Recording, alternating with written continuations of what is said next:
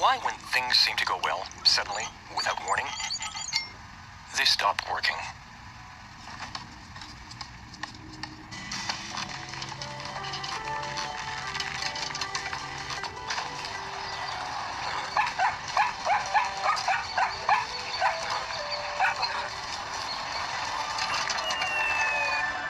Questions. Questions that rarely have answers. And all they do is increase the uncertainty. How much does luck have to do in all this? But actually, in a second, everything can change. Is it true when they say that if a door is closed, a window opens? Life, at times, seems to be driving itself. It turns, changes pace. How much do we really influence those changes?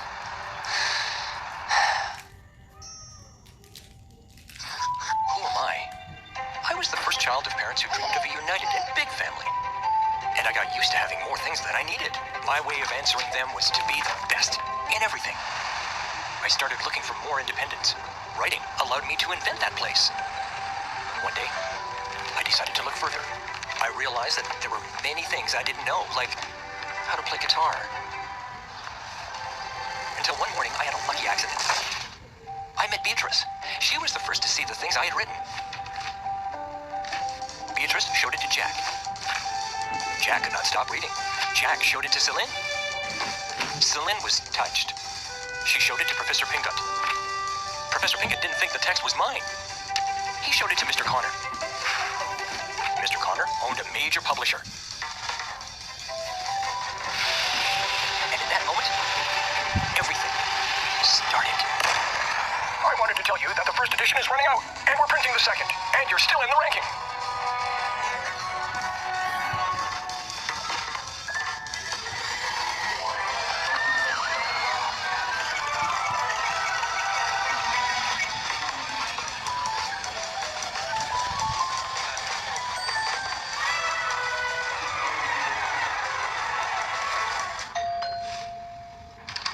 Yes, good afternoon. Who are you? Who am I? I grew up with my grandparents. I had a very happy childhood. That faded away little by little. First my grandfather, then it was my grandmother, the chicken, the plant, and the dog's sight. The city seemed like a perfect place to start growing. It seemed. Things went well in Mr. Yusuf's greengrocer, until the very greedy could not bear I got hungry.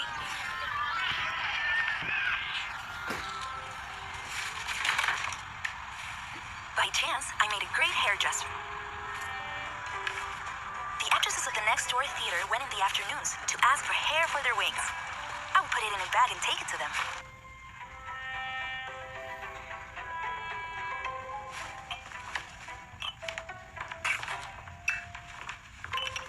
It was several months, until one day the main actress didn't make it to the final rehearsal. And I knew her text by heart. Stranger, just thinking about it makes me want to tear myself to shreds.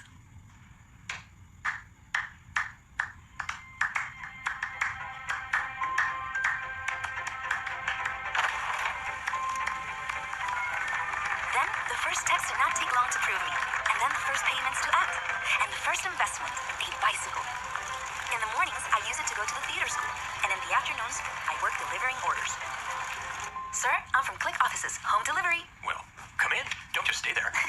Don't worry, sir. You just have to sign the receipt.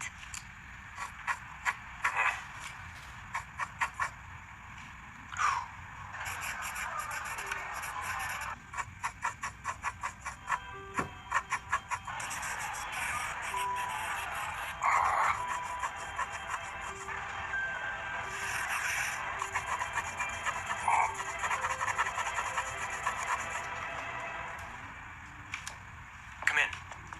I'm not used to signing standing up.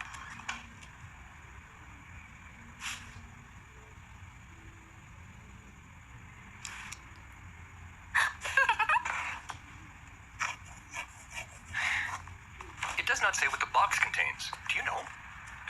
I can tell you never received a delivery. I have no idea. So many books.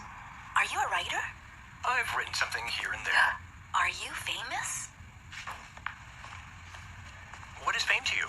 It seems to me something like the reverse of oblivion. I once heard a writer say that fame is a spot on the tip of your nose. Everyone sees it, except you. I think you realize that you care when you look in the newspapers and you don't appear. When you go out to the streets and nobody greets you. I'm going to make coffee. Do you want one? I don't know if that would be correct. It will only be 5 incorrect minutes. Okay. And tell me, what do you do?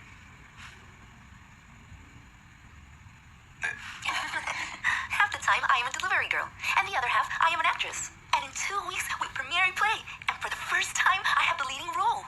That's great. Yes, everything has been like a dream. I still can't believe it. And you? What are you working on now? In a kind of crisis, I would say. Things do not come to me. It's as if everything changed very suddenly. In a moment, I was so high that it changed my point of view. And it happens that sometimes inspiration suffers from vertigo in heights. And she leaves without giving any explanation. And you stay blank. Time passed by and my editor asked for explanations that I couldn't even give myself. Maybe everything was a sum of fortunate events. Maybe it was just being at the right time in the right place. Worst of all is that maybe I never even had any talent.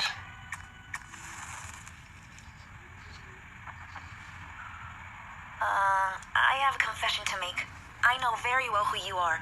You probably don't even imagine, but your book was my only company for a long time. I read it many times. It was a great friend in difficult times.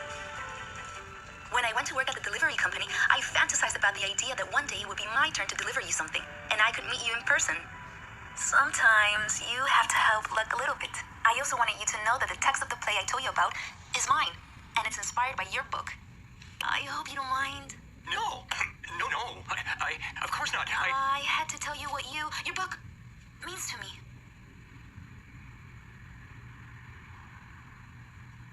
Well, I have to go. I won't take up more of your time. Thanks for the conversation and coffee. You're welcome. It was very nice. I would love to see you. Go see you.